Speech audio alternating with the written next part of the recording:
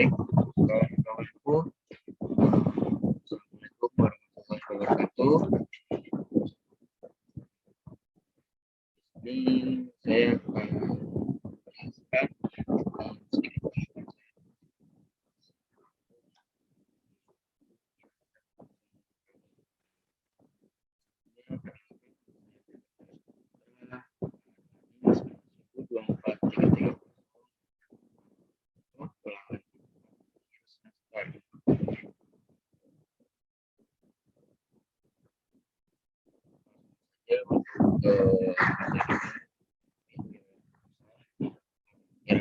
kira-kira adalah berkuatan eksekutorial dan penggunaannya kuantitatif hanya pada putusan pengadilan dan dokumen tertentu. Pada lembaga negara penunjang pernah menggunakan irah-irah pada beberapa putusan yang bersifat mencari keadilan. Pada pasal 15 ayat 2 Undang-Undang dan ketentuan ini kekuatan eksekutorial adalah langsung dapat dilaksanakan tanpa mengambil pengadilan dan bersifat penggunaan irah-irah putusan, yaitu putusan sebagai bentuk dari keadaan formal, putusan yang diterima oleh pihak dan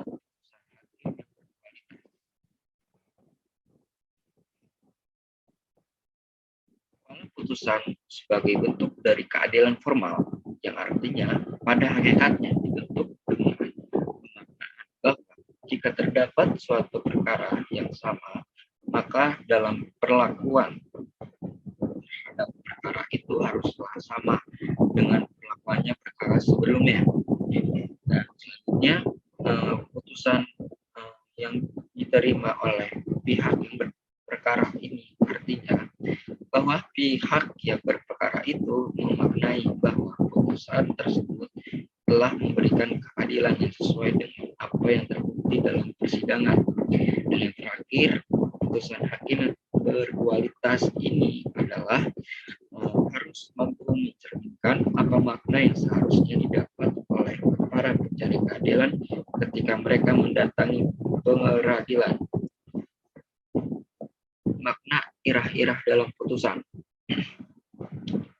Asas penyelenggaraan kekuasaan kehakiman dalam ketentuan pasal 2 ayat 1 Undang-Undang Kekuasaan Kehakiman menemukan prinsip yang terkandung dalam irah-irah suatu putusan perkara. Hakim yang memeriksa dan memutus suatu perkara itu artinya maka dalam sebuah putusannya harus memberikan putusan yang bernilai adil yang menyeimbangkan hak dan kewajiban serta putusan tersebut. Dan selanjutnya adalah putusan hakim harus dapat diterima oleh masyarakat, yang artinya bahwasannya dalam hakim memutus perkara tidak hanya berpatokan kepada hukum tertulis saja, sehingga tidak dikatakan sebagai corong undang-undang.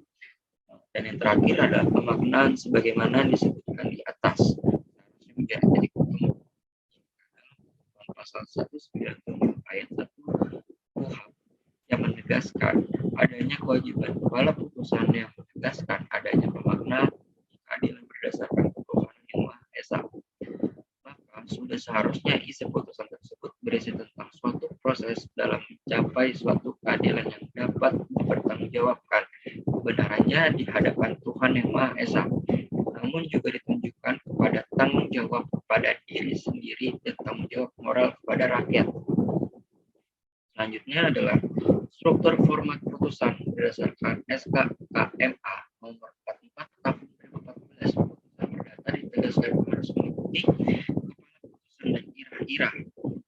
Kepala putusan terdiri dari judul, nomor putusan, irah-irah, dan keterangan mengenai perkara apa yang sedang diperiksa oleh pengadilan negeri.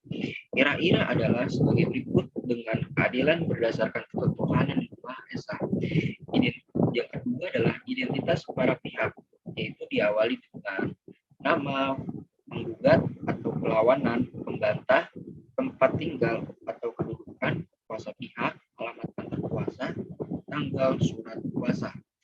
Dan yang lain duduk perkara yang artinya mencantumkan gugatan, mediasi, jawaban, ekspresif jika ada, rekonstruksi jika ada. Dan yang lain lagi pertimbangan hukum, memuat pokok gugatan, dalil yang diakui atau setidak-tidaknya tidak dibantah, dalil-dalil yang dibantah, pertimbangan tentang alat bukti yang diajukan pihak dan pertimbangan mengenai petitum gugatan, yaitu selanjutnya amar putusan, dan yang terakhir adalah penutup, yaitu memuat hari, tanggal, dan tahun siapa yang memutuskan apa panitra pengganti, tanda tangan, majelis, manitra, maupun biaya perkara. Selanjutnya, nurani penegak hukum. Filsuf Taverne pernah mengatakan, jikalau aku seorang jaksa yang jujur dan cerdas, berikanlah aku seorang hakim yang jujur dan cerdas. Berikanlah aku polisi jujur dan cerdas, maka dengan undang-undang paling buruk pun penegakan hukum akan menghasilkan putusan yang adil dan bersih dan bertindak berdasarkan hati nurani dalam melahirkan putusan adil dan sesuai rasa keadilan masyarakat. Hakim yang ada di Indonesia menurut pendapat Sajib tentang putusan hakim itu ada dua, yaitu hakim yang memeriksa, yaitu terlebih dahulu menyatakan hati nuraninya dan kemudian mencari pasal-pasal dan hakim yang memutus itu adalah apabila memutus terlebih dahulu berkonsultasi dengan kepentingan pribadinya dan kemudian mencari pasal-pasal untuk memberikan justifikasi terhadap hakim yang memiliki nurani. Menurut pendapat Sajib Raharjo, Isma Siregar pada salah satu seorang hakim yang mengabdi kepada keadilan yang berdasarkan atas hati nuraninya, yang lurus dan suci, bukan keadilan menurut perkataan undang-undang semata, menurut versi penguasa ataukah menurut kaum secara politik dan ekonomi. Kesimpulannya adalah pada intinya kira-kira putusan nurani sudah ditentukan setiap putusan pengadilan yang didahului kalimat kira-kira demi keadilan berdasarkan ketuhanan yang Maha Esa. Dengan adanya hal itu, para hakim dapat memutuskan dengan hati nurani untuk menegakkan kebenaran dan keadilan serta selalu berusaha melakukan tugas dengan cara-cara terbaik untuk mencapai tujuan terbaik. Sekian dari presentasi saya untuk kira-kira putusan nurani. Untuk teman-teman di sini, apakah ada yang ingin ditanyakan kalau kurang jelas dari presentasi saya? Baik, saya ingin bertanya sedikit materi. Baik, Mas Rian, silakan. Saya ingin bertanya mengenai, kan ada istilah tadi dengan kalimat demi keadilan berdasarkan ketuhanan yang Maha Esa, yang selalu diucapkan hakim pada saat mengambil keputusan. Jadi menurut pemateri, apa makna yang terkandung di dalam kalimat tersebut? Baik, untuk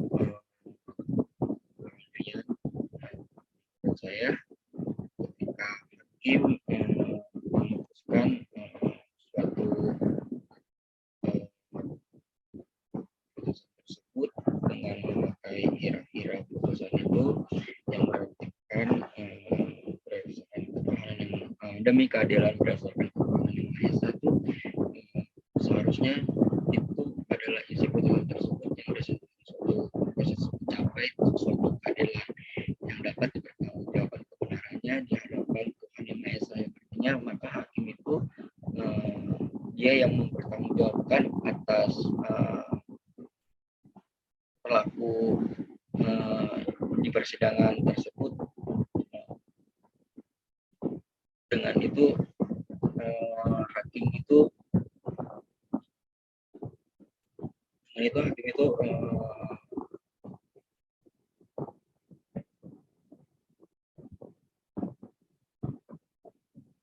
bisa ditujukan kepada tanggung jawab kepada diri sendiri dan tanggung jawab orang kepada rakyatnya. Mungkin menurut saya seperti itu, Mas Rian.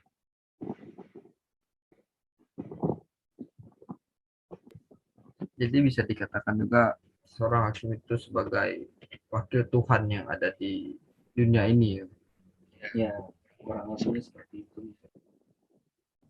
Baik, terima kasih materi. Baik, Mas Rian. Iya, makasih Mas.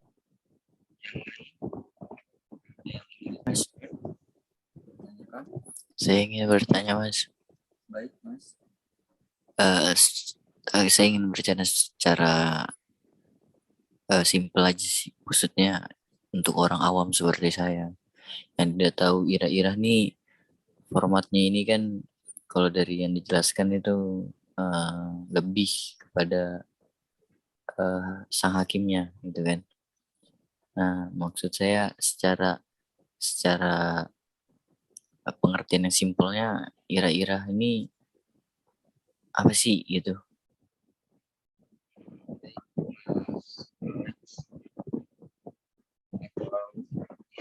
Abdul Haris, pengertian ira-ira itu sudah dijelaskan sebelumnya.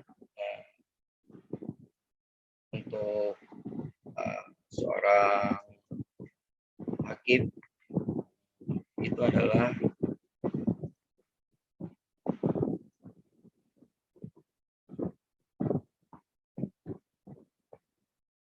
Terima kasih Mas. Enggak. Maksud saya tuh kayak ira-ira nih sebenarnya apa sih gitu, secara gampang di ngertiinnya seperti itu. ira-ira untuk ira-ira tuh sekolah perusahaan yang berkuatan ekstratorial yang dimana tuh penggunaannya tuh hanya pada putusan pengadilan aja untuk para hakim tersebut. Ya, untuk menggunakan ira-ira tersebut itu berdasarkan putusan yang bersifat mencari keadilan. Begitu, Mas. Terima kasih. Oh gitu, oke Mas, kalau kayak gitu. Oke. Baik, Mas Aris. Terima kasih. Mungkin itu saja dari penjelasan saya ini. Ya, diingatkan. Assalamualaikum warahmatullahi wabarakatuh. Terima kasih Mas. Waalaikumsalam warahmatullahi wabarakatuh.